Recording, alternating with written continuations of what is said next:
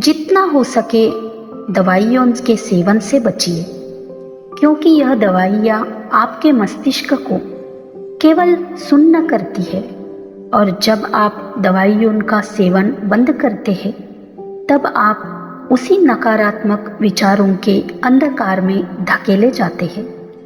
इसीलिए आप नित्य योगा, ध्यान, सकारात्मक विचार और ज़्यादा से ज़्यादा मोटिवेशनल स्पीच इनका अवलंबन लें। आप थोड़े ही दिनों में अपने भीतर सभी परिस्थितियों से लड़ने की शक्ति महसूस करने लगेंगे। डिप्रेशन तब आता है जब आपके स्वप्न, इच्छाएं पूर्ण होते नजर नहीं आते। तब आपका मस्तिष्क नई शब्द को स्वीकार करता है और आपको नकारात्मकता से भर देता है।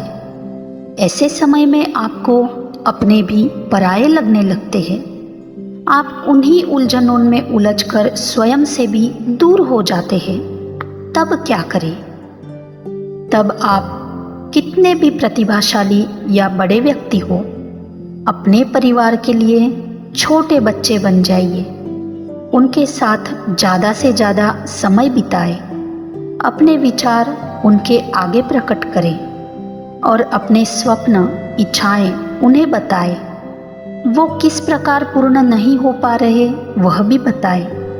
तो परिवार से भी आपको प्रेम, सहानुभूति प्राप्त होगी, जो आपका बल बनेगी। एकांत में कम से कम समय रहे। जब आप डिप्रेशन में हैं तब आप अपने कमरे में अपने परिवार के एकाध व्यक्ति को सदैव साथ में रखें, जिससे आपका मन सकारात्मक रह सके। डिप्रेशन तब आता है जब आपको कोई मार्ग नहीं सूझता या जीवन असार लगता है। तो हिम्मत नहीं हारे आप। अथाह बल, सामर्थ्य, आत्मविश्वास आपके भीतर है। परंतु जब आप स्वयं से मिलने की बजाय जब औरों द्वारा दी गई परिस्थितियों पर या टूटते स्वप्नों पर ज़्यादा ध्यान देते हो, तब आप बिखर जाते हो। ऐसे कठिन समय में आपको अपने अथाह बल का प्रयोग करना चाहिए। जब जब आपको सफलता प्राप्त हुई थी तब तब आपने उसे कैसे प्राप्त की थी वह सोचिए, क्योंकि दुनिया में कोई आपको मार्ग से हटाने के लिए पत्थर, कंकड़ डाल सकता है, मार्ग भी बंद कर सकता है, परंतु दूसरा रास्ता बनाने से कोई नहीं रोक सकता। आप अपने स्वप्नों को पूर्ण करने का अन्य रास्ता खोजें, अवश्य सफल होंगे, क्योंकि आप नित्य कुछ नया चाहते हैं। कोई भी एक ही तरीके से जीना नहीं चाहता। तो आप अपनी अपेक्षा पूर्ति के लिए एक ही मार्ग ना पकड़े, नित्य कुछ नया करें। तो व्यक्ति, परिस्थितियों की मुश्किलें आपके जीवन से हटने लगेगी। आप स्वयं को और भी मजबूत, सहनशील, प्रतिभाशाली बनता हुआ महसूस करोगे। आप कोई भी पद पर हो, किंतु सबसे पहले एक मनुष्य हो, यह सदैव स्मरण रखें। और कितनी भी पहले सफलता मिली हो और अब असफलता मिल रही हो, तो सबसे पहले अध्यात्म का आश्रय लें। पूजा पाठ को अध्यात्म नहीं कहते, बल्कि अपने आसपास सकारात्मक विचार, हिम्मत, धैर्य, नकारात्मक विचारों से लड़ने की ताकत, अपने को औरों के दृष्टिकोण से न देखने की हिम्मत को अध्यात्म कहते हैं।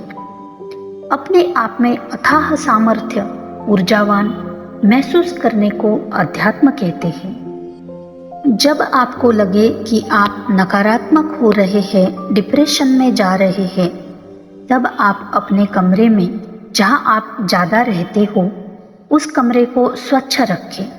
वहां किसी भगवान या आप जिस किसी भी धर्म के हो, जिन्हें भी मानते हो, उनकी तस्वीर लगाएं। जब आप नकारात्मक हो तब अपने रूम में खासकर अपने मृत परिजनों की फोटो ना लगाएं। धूप, अगरबत्ती और दीपक रोज ही जलाएं और प्रार्थना करें कि आपको बल और हिम्मत मिले। थोड़ी देर आंखें बंद करके बाहर का सब कुछ भूलकर आप अपने आप में जब खो जाते हैं तो अपूर्व शांति का एहसास होता है। रात को सोने से पूर्व और सुबह उठने के बाद आप कितने भी व्यस्त हो, किंतु मोटिवेशनल सॉन्ग, मोटिवेशनल स्पीच अथवा भजन अवश्य सुने। देखिए आपको कितना चमत्कारिक लाभ प्राप्त होगा और आपकी इच्छाएं पूर्ण हो या ना हो, यह आपको आपके जीवन से महत्वपूर्ण नहीं लगेगा। आपको जीने की चाह बढ़ेगी, आप मजबूत बनोगे। मनुष्य आत्महत्या तब करता है जब उसे स्वयं से अधिक, अपने इस अमूल्य जीवन से अधिक स्वयं के स्वप्न, इच्छा पूर्ति बड़ी लगने लगती है। उसका मस्तिष्क, मन कुछ समझने सहने के योग्य महसूस नहीं करता। कई बार तो व्यक्ति अपने मन से युद्ध करता है।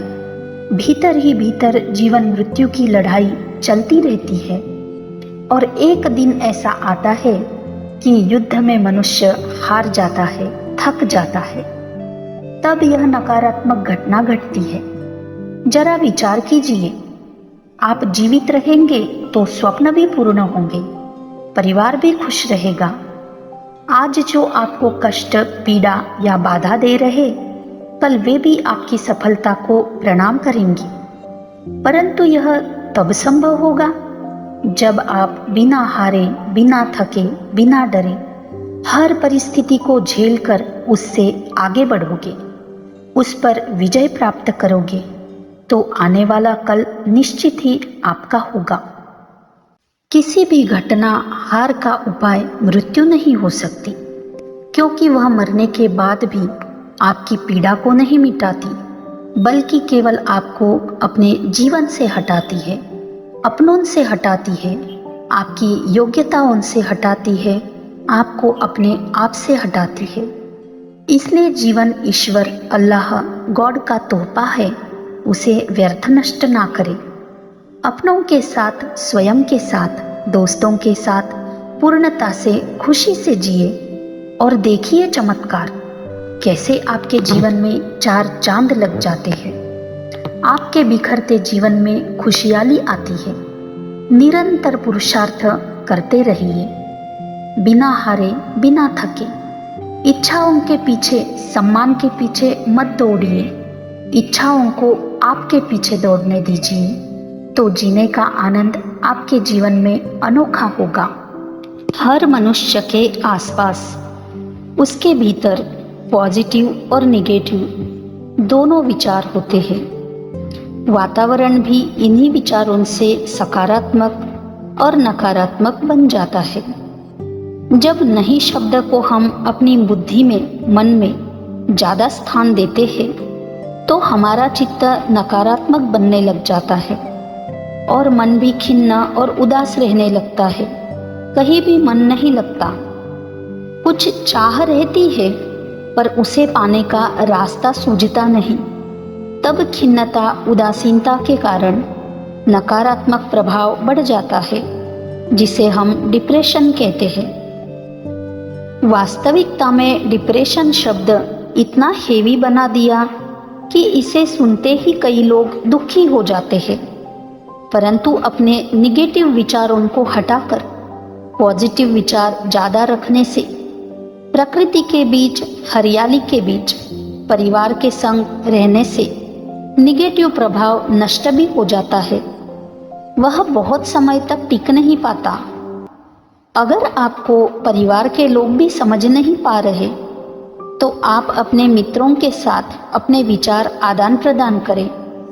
जहाँ तक हो सके, जिनके परिवार में कोई भी सदस्य निगेटिव हो रहा है या डिप्रेस हो रहा है, तो परिवार के सदस्य इस स्थिति को ज़्यादा गंभीरता से ले और उस व्यक्ति को हल्का महसूस हो ऐसा ही व्यवहार रखे, वातावरण बनाए, उसे नया जीवन जीने की प्रेरणा और बल दे।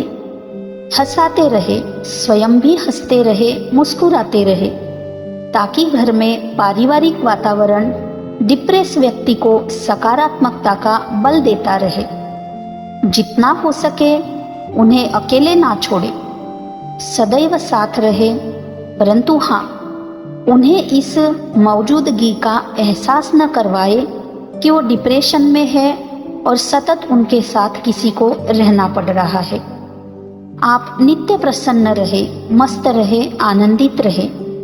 मुझे आशा है कि यह सुझाव आपको जीवन की सही दिशा प्रदान करेंगे।